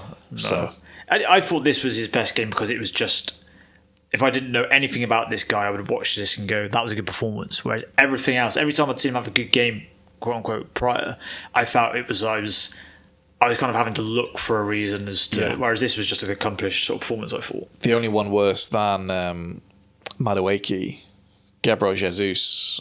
Mikel Arteta, I apologise. Last week I said we can't have Gyökeres starting these games. Maybe Gabriel Jesus, can you give me one more day? He can't. Can you give me 10 minutes? It appears not. I don't know what the hell was going on. First of all, if you're offside 3 times in the space of 5 minutes, we take you down the tunnel and we finish you off because something isn't wired correctly at that point anymore. He doesn't know the rules. It's insane that he's doing that. This is someone that 18 months ago, the idea was, okay, he might not be the striker that we need for this moment, but athletically, we can play him, he can have a role, and we went to the Etihad in a must-draw game with him, and he was on the wing because he could do the up and down. Tactically, he's very good. Now it's Wouldn't like be doing that now. you're sticking someone on and just, can you run it back for me a little bit? And Body, isn't it? if his security isn't there, you've got nothing because he's not striking it cleanly. He's not getting in behind. It's just a tough watch. And there we are. But I do think you can take this approach into your remaining league games. When you look at them, I think this is an approach that can definitely be replicated. I think if they should be starting games like they did in this one and kind of keeping at them. Is it West Ham, Burnley, and Palace is the one, isn't it? That all of them, you can kind of take it to them. That's the tricky part of being a London club. What looks like a nothing game for others is a London derby. Not a derby. None of these are. Is it sick to have seen that West Ham result and gone, oof. Bad news for you? Yeah. It is a little bit sick, yeah. But 3 other Arsenal fans text me. Yeah, I don't. Yeah, that's my thing is I do think they need the points regardless. Yeah, that's it. Either way, and a win probably would have given them a bit more confidence. But that's the trickiest game. The other two. We've got the two games in a week again, so we see how you manage that, and then after it, I think it's 7 days and 8 days between games. So you would hope that you're well rested, and honestly, depending on how Tuesday goes, I do wonder. I almost hesitate to say this out loud, what kind of pressure release that could be. Like, does it help that there's so much pressure on the league, if you know you're in a Champions League final as well, does that do anything to relieve it, that you've still got something there at the end of it? I don't know. Probably not, because I do think there's been such a focus on the league in some sense that the Champions League has almost been a weird, almost respite for you in some of these games. So I think the league would still be, it's still hanging over you. It feels odd to say it should be in a Champions League final, but it's still very intense. Lawrence a couple of weeks back and said it feels strange to me with the Champions League. The league feels like we have to win it from where we are, whereas the Champions League kind of feels like we gave it a good go, and a Champions League semi-final is respectable enough. Now, I'm not sure how much people respect Atletico Madrid. I think our side of the draw, the way it was spoken about, was obviously you've just got this free hit to get to the final. But I don't know. It's going to be. It's going to be, if you do overcome Atletico, it's probably going to be the most low key journey to a Champions League final, because there's been so much focus on the league that it's kind of been almost because of the draw, the games haven't had as much hype necessarily. That it's kind of going to be, they're in the Champions League final. I had it Wednesday where I kind of had to remind myself what a big deal it is. I think it's the 3rd Champions League semi-final in our history, and the last one gave it a good go against PSG, probably better than we were given credit for with the people we had in. The one before that was one of the worst experiences of my young life when I saw that 2008 Man United team do us filthy. And there was some hope going into the second leg at home, and then I believe Kieran Gibbs gave the ball away. Ronaldo or someone else smashed it on the roof of the net, and then it was just nasty from that point onwards. I remember taking a real enjoyment from how upset Darren Fletcher was that he couldn't play in the final. And the commentator said how sad it was, and it's like, you're about 4 goals up, maybe don't boot someone in the box as a last man. You had to take the enjoyment from something. Yeah. And so here we are. So nasty bunch at Letty, so hopefully we can there wasn't get through it. Much from that first leg that suggests they're going to show much ambition in the second. I think they're going to be... Did you see they 11 players rested at the weekend? That's Arteta. I bet on Valencia because I was like, well, they were nearly even still because Valencia were shit. And I was like, well, I know Atletico were going to rotate the whole team. Arteta was kind of shit on a little bit by people that read it for saying that, well, the difference is that they can have that 5-5 game because everyone's fresh and everyone, you look at the games they play, there was a stat that said if Joao Neves would need to play 22 more 90-minute games this season to match Declan Rice's minutes so far, Dembele is currently the favourite for the Ballon d'Or. He started 9 league games this season. It's crazy over there, and that's why we love the Premier League, and also it is why in Europe you can get this now. That 5-4 game was insane. Yeah, nuts. I fought on both sides with people doing that. Oh, now we're going to have to sit through an Arsenal game tomorrow. Like, this wasn't such a standout game that whatever, no matter who it was. Yeah. And also I was cringing at the Arsenal fans being like, conceding 5 goals and 4 goals in the Champions League semi-final, and you think that's football. It's like, both sides were like, if you're a neutral, you want to see as many goals as possible. If it's your team, you wanted them to be more defensively resolute than that, as with the managers. So didn't think it was much deeper than what it was. But let's get on to the other end of the table, where Unai still can't balance a league and European campaign, as I know from first-hand experience. He did this to us, the game I reference so frequently. Palace. I travelled down to face Crystal Palace. He makes about 7 changes to our team. Carl Jenkinson's in, Mavropanos is in, Mustafi's in. We're between European semi-finals, and this is what happens. 7 changes he makes, and there was absolutely nothing from Villa, really, until they score in stoppage time in this game. And then only because it was Spurs did you think, hang on, how much time's left here? Richarlison scored and Spurs are ahead. You could throw it away. How impressed were you with Spurs? Yeah, they looked a lot sharper again, didn't they?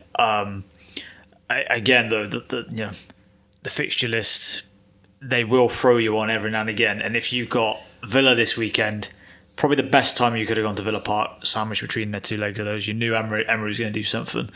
And very similar in the Bournemouth-Palace game. Palace didn't lay a glove on Bournemouth. And because they've got an eye on their Conference League one, it'd be interesting to see, obviously at the time of recording, Chelsea are going to play Nottingham Forest in a few hours. Be interesting to see what they do. They feel like a team that maybe has a bit more about them. I can't really see it. It's going to slide, that they won't put it in, but they're in the same boat, and you could see that we might come away this evening thinking it's a good time for Chelsea to play Forest as well. As a last point on the title race, to be honest, when you look, I don't know if you saw that Glasner quote yesterday saying it's a bit like having your friend's birthday party before your wedding at the weekend. You want to do both, but you're prioritising your wedding. Yeah. And could be Villa in the Europa League final. Crystal Palace could be in the Conference League final. Arsenal play Crystal Palace on the last day of the season. Man City play Aston Villa on the last day of the season. It could be both teams putting a rotated lineup out to preserve players for the final. Oh, the finals are both after the end as well. Yeah. Oh, yeah. And so it could be which second string is worse than the other, basically. Yeah. And I think if we just need Villa to not lose by 5, they'll lose by 6. That is a vile team. But this is what happens with the movement of these games and being where they are, is we're saying the FA Cup final shouldn't be there, and now we're looking at the Champions League and the Conference League and whatever, and that could have an impact on... I mean, look, it wouldn't be good for you, but it would be great if we just have a straight Arsenal Man City have to outscore each other on the final day. That is great fun. Not good for the heart for you, but great fun. Look, you're not going to like it, but I don't think City will take maximum points in their games, so I don't think it'll come to that. I think you'll win all the remaining games you have, and I just don't think one of away at Everton or Bournemouth, I think, fucks them. I haven't decided yet if I'm going to watch the Everton game tonight. This fly is really bugging me. Yeah, I don't think I'm going to. If they get a ropey handball, just know I've been there. Yeah, I think I'm going to stick on a film, maybe not one that I like too much if I'm going to be distracted, but I don't think I can... I don't gain anything. If we were going to talk about it on the podcast, then I would watch it. I won't have the goal notifications on, although I didn't have them on for the Burnley game, and let me tell you, I had 9 goal notifications when they went 1-0 up. So it might be an airplane mode job. But anyway, back to Spurs. This is what you're supposed to do if the opposition fuck around against you. Yeah. Palace went out before the West Ham game the other week. West Ham couldn't take advantage of it, and I did think not to back up Spurs too much. I saw a lot of people outraged about what Emery had done here and the integrity in all of this. I don't think people would have had as much of an issue if he'd done this against West Ham and Tottenham were the other team that were facing Brentford this weekend. I think this is what happens when you are the bigger club in this circumstance. Yeah, that is, isn't it? There's a lot more scrutiny with Spurs' involvement. And also that I almost always say this, one, that the manager is free to rotate as much as he wants. I remember years back when I think Mick McCarthy was at Wolves and got in trouble for rotating too many players. Like, well, you're basically just telling him his squad's shit, which he already knows. They're in the relegation zone. But because another team can do the same rotation and not get in trouble. So he can do what he wants. And also, he put out a team that I still felt could win this game. If you look at Morgan Rogers does start the game, Sancho's in there. What have you like? Mings, Ian Matson, Tammy Abraham is the backup striker, albeit, not brilliant at this stage, but he's good enough that you can kind of get by. And the fact that they kind of threw in a pretty gutless performance, I don't think it was just because he rotated. There was more in there. Barkley was the one, wasn't he? He was harassed and harried, and they had him almost on an island in the middle. And every time he looked up, it was like in Space Jam when Elmer Fudd catches the ball and there's like 7 monsters piling into him. They couldn't get out at all. That is testament to where Spurs kind of got to with De Zerbi, though, and to show he has had an impact, because you do feel, had this been even just a few weeks prior under Igor Tudor, Barkley probably still would have had the freedom of the park, even with Villa rotating and all the problems that come in with bringing someone in out of the cold a little bit. I still think he would have probably been, he'd have had the freedom to play as he wanted to in this game. Well, Villa have taken 19 points from 16 games in 2026. Even if they played their first team, they probably still would have been in trouble. Yeah. Good luck if you come out and say that as a manager. Listen, even if I played my best team, we'd have been in trouble. Did you see his interview? He was kind of said, look at the players we played in Nottingham, we lost. Look at the players we played in Fulham. Okay, so he basically did do that. Jesus. Yeah. All right. Wouldn't have advised that. Yeah, he basically just because I changed 7 players, that's not the reason we lost. It's not my fault. There was some talk that Villa have tried banning people from filming his press conferences. There's only the official channel put out his one post game yesterday. He did the interviews obviously after the game, but I haven't read enough to know how legit it is. It does feel like something he would do. But what, because people were mugging him? Yeah, pretty much. In the first 36 minutes, 45% of Villa's overall passes were completed by the two centre-backs. They just never got going whatsoever, and Spurs were brave in what they did. This is, guess what I thought Fulham were going to do against us. If you're playing a team that has played in midweek, then very early on, test them, see how knackered they are, see how fatigued they are. And what you can do, if you can put an energy on them that they can't sustain, maybe it comes to fruition in the 60th minute. They can't do it anymore, and the game was done after about half an hour. Yeah, that's probably one of the bigger indictments on Villa, is that a game against Spurs should never really be done. No. You should always feel you can get back in, and you kind of watch. You didn't feel that, whereas most of the time, Spurs at 2-0 is kind of most teams at 1-0. Because you sort of go one goal back here and you're back here, and they'll capitulate. And Villa, I just didn't think really threatened to do that. Conor Gallagher gets his goal. Surprised you? It's a ping, isn't it? Yeah. But this is what we knew him for prior to going back to Chelsea. That Crystal Palace loan he had was just banger after banger. Yeah, it felt to me like as well he kind of fell in love with that.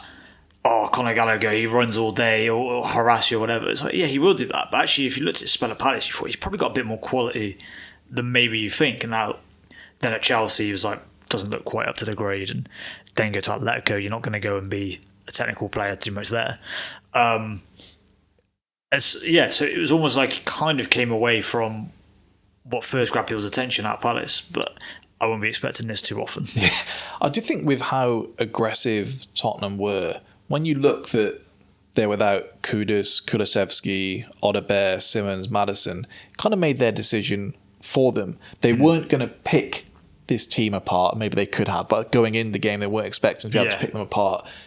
They just had to overwhelm them and overrun them, and they did do that. They had the personnel to do it, didn't they? When you've got people like Gallagher, Palini coming in, or whatever, you can do that. The concern, not concerned, but I guess the annoyance for Spurs fans will be that, well, we could have done this a lot sooner. Yeah.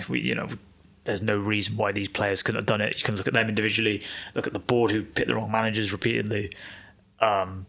It's the first time Tottenham have won back-to-back Premier League games since Thomas Frank opened with a 3-0 victory against Burnley and then beating City 2-0. They've had two managers since then. I mean, to be fair, they haven't had a win since the end of 2025 prior to last week. So it was a bit gutting, to be honest, because when I looked at the schedule, even with you being at 3:30, I thought Liverpool United, Villa Spurs, that's a good Super Sunday. And you did your part. Just Villa and Spurs did their part, I guess. It wasn't a good game. No, it wasn't, was it? No, it was pretty crap.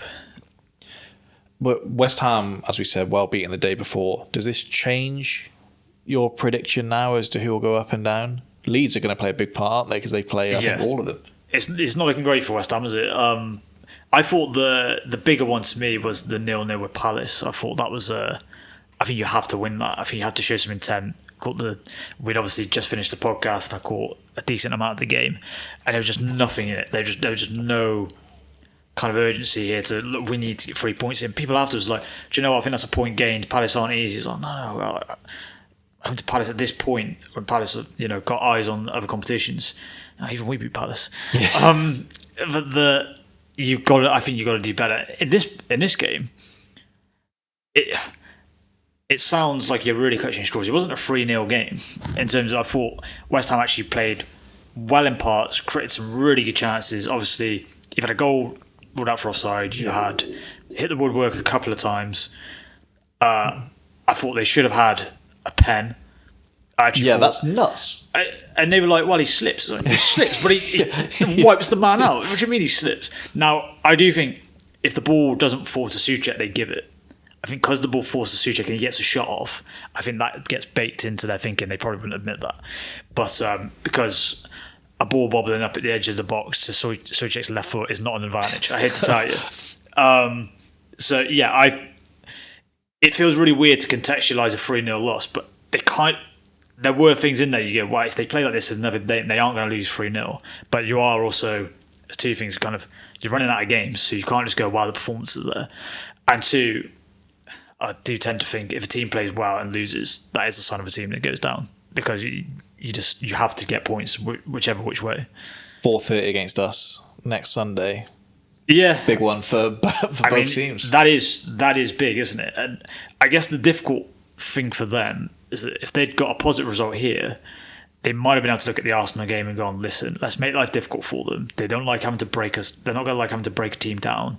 Let's try and be disciplined and organised. Whereas now, probably going to have to go hunting for it a little bit more, and that could play into Arsenal's hands. I'm really sick of seeing Jared Bowen somehow running clean through against us. I don't know how it happens. Like, we're so cohesive defensively every game, and yet somehow he has like a break from the halfway line. I'm like, there's no one else around.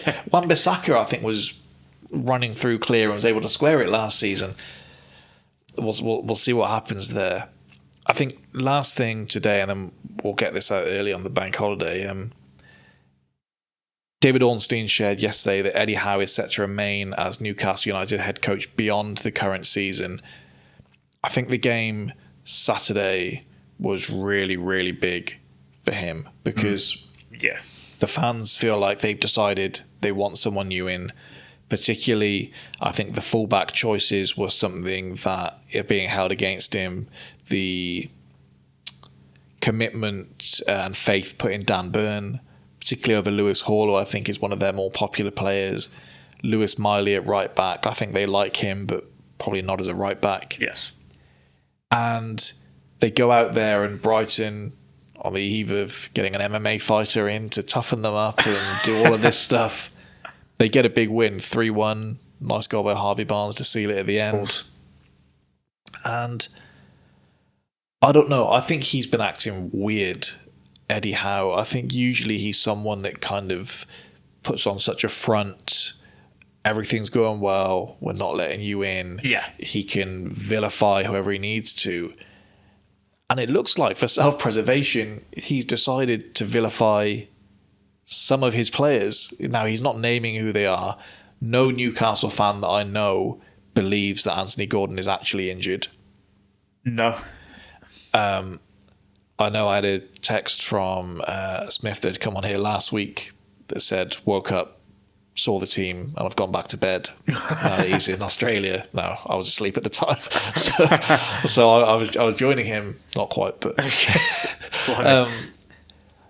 and it looks like it's kind of worked. They say there's an acknowledgement within Saudi and PIF that you're probably the guy to lead us forward, but we all know this can't happen again next season. They say, look, if he was to lose the next 3 games, he's not that safe. Yeah. But if he keeps kind of a solid enough... It's weird though, isn't it? Because if Brighton had won this game, I think the feeling is he is bang in trouble here. Yeah. And yet, one win, it's sort of like, right, we'll stick with him for now. I think the whole thing's kind of just gone a bit stale with him at the club. I think they've been there a while, kind of ended up treading water this season now. I think fans have probably said, yeah, we probably want something different. I don't think it'd be the worst thing for him to do something different either. Maybe they need to play Hurza every week. Him getting a bit of juice out of Tyndall. Maybe that could. That really was a battle of the bastards. Well, they say they're trying to shift Osula already. I think everyone said at the time. Not Osula, sorry. Wissa. They're trying to shift Wissa already. And I think all of us said at the time, yeah, I can see him working for Newcastle. Then it was like, no, they're not going to pay that much. Now they want it. Yeah. And you think he was more expensive than Sesko. He was more expensive than Gyökeres. I didn't realise that. It's crazy. Voltemada, they brought him in. He doesn't seem to want to start him. He had a good thing going with him.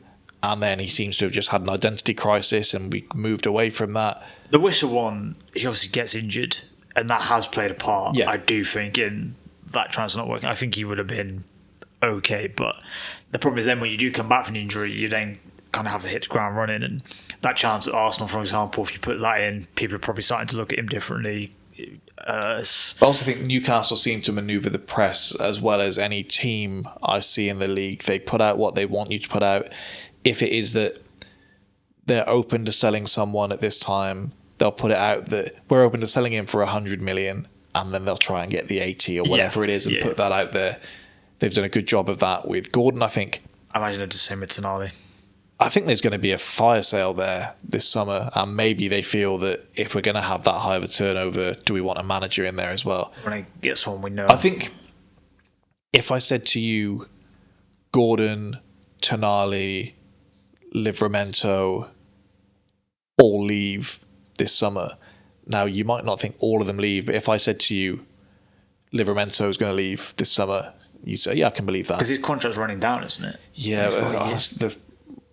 the top tier Arsenal source that I get all the news from put a thing out this week that said, as far as he believes, he's joining Arsenal this summer. Interesting. Now, we can't keep one fit.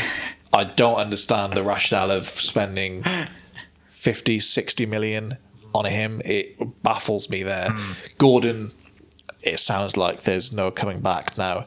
So what is the situation? Because you said, obviously, most Newcastle fans don't think he's injured. So is this him? Is he sitting out, refusing to play? Is that he had a row with the manager and the manager said, you're not playing you?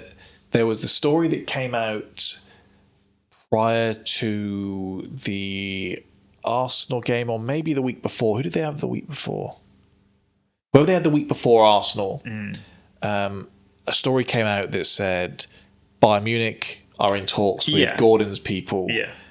And Eddie Howe did the presser in midweek and said, look, if someone doesn't want to be here, then they're not going to play for us and we have to manage that. And then Gordon isn't in the squad that weekend. Yeah. Then Gordon isn't in the squad the weekend after and the weekend after. He's saying he's injured, but they're being very non-committal about it. I don't know what he's done. I don't think Gordon has done too much wrong. In fact, Gordon has kind of said after the Liverpool thing, I don't get involved in any of that anymore because it stung me previously. Yeah. So I'm sure he's been asked about it. I'm sure Bayern Munich probably wouldn't be at the top of his list, but I guess it's if it feels like these agents have sort of put the feelers out to them. Is that? But that's what I think. If Newcastle are in, if Newcastle are where United are at this point, Man United, then I think the Gordon thing, Eddie Howe will say, as far as I can see in training, he's incredibly committed. Yeah. We'll deal with it at the end of the season. I think the pressure has been there, and I think he's looked to when he goes into this meeting to say, well, how am I supposed to do it?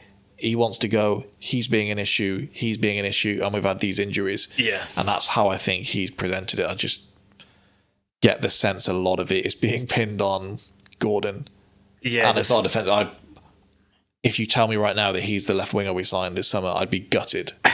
And not even because I don't think he's good, he's just not what I want. Yeah. And I've never been sold. I think that's how a lot of fan bases think. And I think if you go to Bayern Munich to compete with Luis Diaz, then I don't. Bizarre. Yeah, it'd be odd that Bayern would do it as well in the current situation. Well, I think their last 3 signings from the Premier League are permanently Elise, Kane, and Luis Diaz. Yes. So they think we'll get another. Yeah, I think it's the difference in level and the difference in what they're able to do. But that's going to be a very expensive rotation option, is the thing. Yeah. Because you're not going to come in and just walk straight into that team. Maybe they were looking for... They got Nicholas Jackson in to cover the centre forwards. Maybe they think he can do both and he can cover Luis Diaz and Harry Kane. Yeah, true. Maybe. We'll see. Well, you were saying if Livramento, Gordon and Tonali... Yeah, so I think then they think that's a lot of turnover. Then maybe we keep the manager so it isn't a new manager as well as all of that to try and keep people on board. We bring in, what 200 million? Maybe a bit more. Or there isn't an obvious contender. They think, do we want to be looking for a new manager at the same time as Man United, Chelsea, Real Madrid, maybe Liverpool if they believe there's something could go on there. I'd be curious to know with Newcastle fans sort of where they stand with some of the managers that are going to be available, because I kind of floated it when it was obvious Spurs presumably we're going to be looking, and we kind of floated some of these managers and they were like, we don't want them. I was like, well, who do you want? Who do you think you are?